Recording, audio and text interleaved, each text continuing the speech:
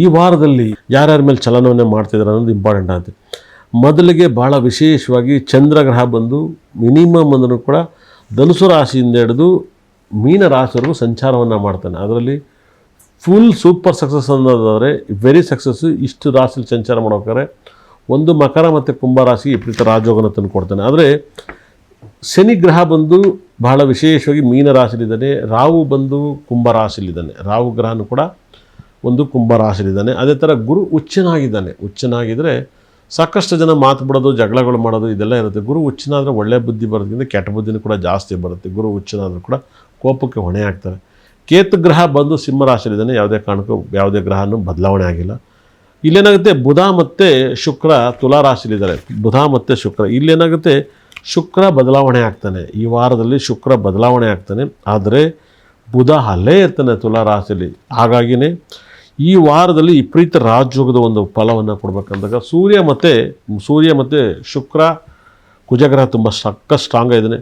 ಮಕ್ಕಳು ಹುಟ್ಟಕ್ಕೆ ಸೂಪರ್ ರಾಜಯೋಗ ಅಂದರೆ ತುಂಬ ಇಂಪ್ರೂವ್ಮೆಂಟ್ ಆಗಬೇಕಂದ್ರೆ ಮಕರ ಲಗ್ನದಲ್ಲಿ ಒಳ್ಳೆ ಕೆಲಸ ಮಾಡೋಕ್ಕೆ ಈ ವಾರ ಪೂರ್ತಿ ಮಕರ ಲಗ್ನದಲ್ಲಿ ಒಳ್ಳೆ ಕೆಲಸ ಮಾಡೋದು. ಮಕರ ಲಗ್ನ ತುಂಬ ಪಾಸಿಟಿವ್ ಲಗ್ನವನ್ನಾಗುತ್ತೆ. ತುಂಬ ಸಿಕ್ಕಾಪಟ್ಟೆ ಲಕ್ಕನ್ನು ತಂದು ಕೊಡುತ್ತೆ. ಅದೇ ಥರ ಕಟಕ ಲಗ್ನದಲ್ಲಿ ಹುಟ್ಟಿದರೆ ಖಂಡಿತ ಕೂಡ ತಂದೆಗೆ ಆರೋಗ್ಯ ಸಮಸ್ಯೆ ಬರೋದು, ಸಮಸ್ಯೆಗಳು ಆಸ್ಟೆಂಟು ಮನೇಲಿ ದುಃಖಗಳು ಅತಿ ಹೆಚ್ಚು ಆಗುತ್ತೆ. ಅದೇ ರೀತಿಯಲ್ಲಿ ನೀವು ತಿಳಿದಿರೋ ಪ್ರಕಾರ ತುಂಬ ಮಿರಾಕಲ್ ಸಕ್ಸಸ್ಸನ್ನು ನೀವು ನೋಡ್ಬೋದು. ಅದೇ ರೀತಿಯಲ್ಲಿ ತುಂಬ ಕೋಟ್ಯಾಧೀಶರಾಗಬೇಕು. ಅದೇ ಸಿಂಹ ಲಗ್ನದಲ್ಲಿ ವಾರದಲ್ಲಿ ಏನಾದ್ರು ಮಗು ಜನನವಾದರೆ ಡೈವರ್ಸಿಗೆ ಸಂಬಂಧಪಡುತ್ತೆ. ಪರ್ಸ್ನಲ್ ಪ್ರಾಬ್ಲಮ್ ಎಲ್ಲ ತುಂಬ ಡಿಸ್ಟರ್ಬ್ ಆಗುತ್ತೆ. ಆದರೆ ಮೆಡಿಕಲ್ ಶೀಟನ್ನೆಲ್ಲ ಸಿಗುತ್ತೆ ಅಂತ ಹೇಳುತ್ತೆ. ಭಾಳ ಮಿರಾಕಲ್ ಆಗುತ್ತೆ. ಅದೇ ರೀತಿಯಲ್ಲಿ ಒಂದು ಸಕ್ಸಸ್ಸನ್ನು ಕಾಣಬೇಕು ಅಂದರೆ ಸಿಂಹ ರಾಶಿಯಲ್ಲಿ ಏನಾದ್ರು ಧನು ರಾಶಿಯಲ್ಲಿ ಏನಾದ್ರು ಮಕ್ಕಳು ಹುಟ್ಟರೆ ತಂದೆಯನ್ನು ಬೇಗ ಕಳ್ಕೊತಾರೆ. ತಂದೆಗೆ ಸಮಸ್ಯೆಗಳು ಬರ್ತವೆ, ತಾತನ ಸಮಸ್ಯೆ ಬರುತ್ತೆ. ಈ ವಾರದಲ್ಲಿ ಧನುರ್ ಲಗ್ನದಲ್ಲಿ ಮಗು ಜನನವಾಗಬಾರ್ದು. ಅದನ್ನು ಮುಂದೂಡಿ ಮಗುವಿನ ಜನನವಾದರೆ ತುಂಬ ಒಳ್ಳೆಯದಾಗುತ್ತೆ. ಯಾಕಂದರೆ ಸೂರ್ಯ ಬುಧ ಶುಕ್ರ ಗ್ರಹಗಳೆಲ್ಲ ವ್ಯಯಸ್ಥಾನದಲ್ಲಿದ್ದಾಗ ಮಕ್ಕಳು ಜನನವಾಗಬಾರ್ದು. ಧನುರ್ ಲಗ್ನ ಈ ವಾರದಲ್ಲಿ ಹುಟ್ಟಕ್ಕೆ ಒಳ್ಳೆಯ ಟೈಮಲ್ಲ. ನೀವು 100% ಮಕರ ಲಗ್ನ ತುಂಬ ಟಾಪ್ ಲಗ್ನ. ಮಕರ ಲಗ್ನಕ್ಕೆ ಆದಷ್ಟು ಮಗು ಹುಟ್ಟಕ್ಕೆ ಟ್ರೈ ಮಾಡಿದಷ್ಟು ನಿಮ್ಮ ಮನೆ ಕೋಟ್ಯಾಧೀಶರಾಗ್ತಾರೆ. ಪರ್ಸ್ನಲ್ ಲೈಫ್, ಹ್ಯಾಪಿ ಲೈಫ್ ಎಲ್ಲವೂ ಶ್ರೀಮಂತರಾಗ್ತಾರೆ. ತುಂಬ ರಿಚ್ ಪೀಪಲ್ಸ್ ಆಗಬೇಕಂದ್ರೆ ಮಕರ ಲಗ್ನದಲ್ಲಿ ಮಗು ಹುಟ್ಟಿದರೆ ಮಾತ್ರ ತುಂಬ ಇಂಪ್ರೂವ್ಮೆಂಟ್ ಆಗುತ್ತೆ. ಮಕರ ಲಗ್ನಕ್ಕೆ, ಮಕರ ರಾಶಿಗೆ ವಿಪರೀತ ರಾಜಯೋಗ ಇರೋದನ್ನು ಬೆನಿಫಿಟಾಗಿ ಮಾಡ್ಕೊಳ್ಳಿ. ತುಂಬ ದೊಡ್ಡ ಸಕ್ಸಸ್ಸನ್ನು ಕೊಡುತ್ತೆ. ಅದೇ ರೀತಿಯಲ್ಲಿ ವೃಷಭ ಲಗ್ನದಲ್ಲಿ ಮಗು ಜನನವಾದರೆ ತಂದೆ ಕೋಟ್ಯಾಧೀಶರಾಗ್ತಾರೆ. ಆದರೆ ಕೋಟ್ಯಾಧೀಶರಾಗುತ್ತೆ. ಆ ಹುಟ್ಟೋವಂಥವ್ರಿಗೆ ಡೈವರ್ಸ್ ಕೇಸ್ ಜಾಸ್ತಿ ಇರುತ್ತೆ. ವೃಷಭ ಲಗ್ನದಲ್ಲಿ ಹುಟ್ಟರೆ ತಂದೆ ತುಂಬ ದೊಡ್ಡ ಶ್ರೀಮಂತರಾಗ್ತಾರೆ. ಆದರೆ ಡೈವರ್ಸ್ ಅತಿ ಹೆಚ್ಚು ಆಗುತ್ತೆ. ಆಗದೇ ಆ ಥರ ನೋಡ್ಕೊಳ್ಳಿ. ಮೀನರಾಶಿಗೆ ಗುರು ಪಂಚಮ ಸ್ಥಾನದಲ್ಲಿದ್ದಾನೆ. ಗುರು ರಾಶಿ ನೋಡ್ತಿದ್ದಾನೆ. ಇದು ವಿಪರೀತ ರಾಜಯೋಗ. ಹಳ್ಳಿ ಮರ, ಕಡಲೆಕಾಳು, ಯೆಲ್ಲೋ ಕಲರು, ಮೈಸೂರು ಪಾಕು ದಾನದಲ್ಲಿ ಮೈಸೂರು ಪಾಕು ದಾನ, ಬಟ್ಟೆಯಲ್ಲಿ ಯೆಲ್ಲೋ ಕಲರ್ ದಾನ ಮಾಡೋದಷ್ಟು ತುಂಬ ಒಳ್ಳೆಯದು. ಶನಿ ರಾಶಿಲಿದ್ದಾನೆ. ಶನಿ ಲಾಭ ಸ್ಥಾನವನ್ನು ನೋಡ್ತಾನೆ. ಶನಿ ವ್ಯಯಸ್ಥಾನಾಧಿಪತಿ ಲಾಭಕ್ಕೆ ಬಂದಾನೆ. ಹಳೆ ವಿಚಾರದಲ್ಲಿಂದ ಹೊಸ ಲಾಭವನ್ನು ಪಡ್ಕೊತಾರೆ. ಮೀನರಾಶಿಗೆ ಒಳ್ಳೆ ಲಾಭ, ಒಳ್ಳೆ ಕೀರ್ತಿ, ಐಶ್ವರ್ಯನ ಕೊಡ್ತಾನೆ. ಮೀನರಾಶಿಗೆ ಇರೋವಂಥ ಯೋಗ ಯಾವ ರಾಶಿಗೂ ಇಲ್ಲ. ಮೀನರಾಶಿಯಲ್ಲಿ ಮುಟ್ಟಿದ್ದೆಲ್ಲ ಚಿನ್ನ, ಅದ್ಭುತವಾದ ಚಿನ್ನವನ್ನು ಕೊಡ್ತಾನೆ. ಮೀನರಾಶಿಯವರಿಗೆ ಇರೋಷ್ಟು ಯೋಗ ಈ ವಾರದಲ್ಲಿ ತುಂಬ ಲಕ್ಕನ್ನು ಕೊಡ್ತಾನೆ. ಆದರೆ ತಾಯಿ ಮತ್ತು ಗಂಡ ಹೆಂಡತಿ ಫ್ರೆಂಡ್ಸಿಂದ ಜಗಳ ಆಗುತ್ತೆ. ಯಾಕಂದರೆ ಸುಖಸ್ಥಾನಾಧಿಪತಿ ನಿಮಗೆ 4ನೇ ಮನೆ ಅಧಿಪತಿ, ಮಿಥುನ ರಾಶಿ ಅಧಿಪತಿ ತುಲಾ ರಾಶಿಯಲ್ಲಿದ್ದಾನೆ. ಸ್ವಲ್ಪ ಡಿಸ್ಟರ್ಬ್ ಮಾಡ್ತಾನೆ. ತುಲಾ ರಾಶಿಯಿಂದ ಸ್ವಲ್ಪ ಡಿಸ್ಟರ್ಬ್ ಮಾಡ್ತಾನೆ. ಅದೇ ರೀತಿಯಲ್ಲಿ ನಿಮಗೆ ಬಹಳ ಮಿರಾಕಲ್, ಅದ್ಭುತವಾದ ಮಿರಾಕಲ್.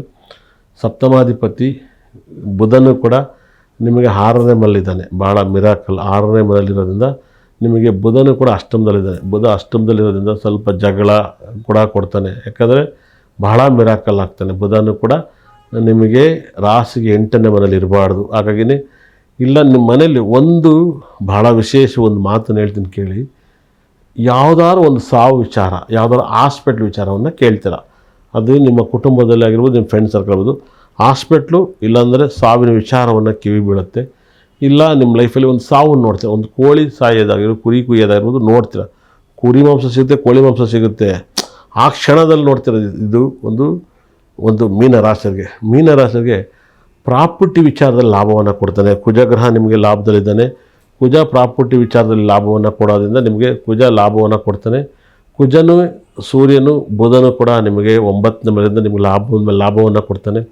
ನಿಮ್ಮ ಲೈಫಲ್ಲಿ ಸಿಕ್ಕಾಬಟ್ಟೆ ಯೆಲ್ಲೋ ಕಲರ್ ಬಟ್ಟೆಯನ್ನು ಯೂಸ್ ಮಾಡಿ, ರೆಡ್ ಕಲರ್ ಯೂಸ್ ಮಾಡಿ ನಿಮಗೆ ಲಕ್ ತಂದು ಕೊಡುತ್ತೆ. ಅದೇ ರೀತಿಯಲ್ಲಿ ನಿಮಗೆ ಸೂರ್ಯಗ್ರಹ ಆರೆಂಜ್ ಕೂಡ ಯೂಸ್ ಮಾಡಿ ತುಂಬ ಲಕ್ಕನ್ನು ತಂದು ಕೊಡುತ್ತೆ. ಆರೆಂಜ್ ಕಲರ್ ಬಣ್ಣನೂ ಕೂಡ ನಿಮ್ಗೆ ಲಕ್ ತಂದು ಕೊಡುತ್ತೆ. ಭಾಳ ಲಕ್ಕಿ ಮೇಲೆ ಲಕ್ಕಿ ಈ ವಾರದಲ್ಲಿ ಬುಧಗ್ರಹ ಒಂದು ಸ್ವಲ್ಪ ವಿಷ್ಣುನ ಆರಾಧಿಸಿದಾಗ ನಿಮಗೆ ಈ ವಾರದಲ್ಲಿ ದೋಷಗಳು ಕಮ್ಮಿ ಆಗುತ್ತೆ. ವಿಷ್ಣುನ ಎಷ್ಟು ಆರಾಧಿಸ್ತೀರೋ ಅಷ್ಟು ಒಳ್ಳೆಯದು. ಮೀನರಾಶಿಯವರು ಒಂದಲ್ಲ ಒಂದು ಸಮಸ್ಯೆಯಿಂದ ನೀವು ಪ್ರಾಬ್ಲಮಿಂದ ನೀವು ಆಚೆ ಬರ್ತೀರಾ. ದೇವರು ನಿಮ್ಮನ್ನು ತುಂಬ ಚೆನ್ನಾಗಿಟ್ಟಿರ್ತಾನೆ ಅಂತ ನಾನು ಈ ವಾರದಲ್ಲಿ ಭಗವಂತನ ಸಾಕ್ಷಾತ್ ವಿಷ್ಣುನ ಆರಾಧಿಸ್ತೀನಿ. ವಿಷ್ಣು ಕೆಟ್ಟಿರೋದ್ರಿಂದ ನಿಮ್ಮ ಲೈಫಲ್ಲಿ ಹೆಸರು ಕಾಳು ಹೆಸರು ಪಾಯಸವನ್ನು ದಾನವನ್ನು ಕೊಡಿ. ಯಾವ್ದಾರ ಟೆಂಪಲ್ಲಿ ಹೆಸರು ಕಾಳು ಪಾಯಸ ಕೊಟ್ಟಷ್ಟು ನಿಮ್ಮ ಪ್ರಾಬ್ಲಮಿಂದ ಆಚೆ ಬರ್ತೀರಾ. ಒಂದಲ್ಲ ಒಂದು ಸಮಸ್ಯೆಯನ್ನು ನೀವು ಕಾಣ್ತೀರಾ. ನೀವು ಈ ವಾರದಲ್ಲಿ ಹವಳವನ್ನು ಧರಿಸಿ. ಮೀನರಾಶಿಯವರು ಹವಳ ಹಾಕಿದ್ರೆ ತುಂಬ ಒಳ್ಳೆಯ ಪಾಸಿಟಿವ್. ಮೀನರಾಶಿಯವರು ಮೀನನ್ನು ಡಾಲರ್ಗೆ ಹಾಕಿ ನಿಮ್ಮ ಲೈಫಲ್ಲಿ ತುಂಬ ಇಂಪ್ರೂವ್ಮೆಂಟ್ ಆಗ್ತೀರಾ. ಮೀನರಾಶಿಯವರು ಮೀನನ್ನು ಹಾಕಿದರೆ ತುಂಬ ಪಾಸಿಟಿವ್. ಮನೇಲಿ ಬೀನ್ಸ್ ಹಾಕಿದ್ರೆ ಪಾಸಿಟಿವ್, ತುಂಬ ಒಳ್ಳೆಯದಾಗುತ್ತೆ. ಮೀನರಾಶಿಯವರಿಗೆ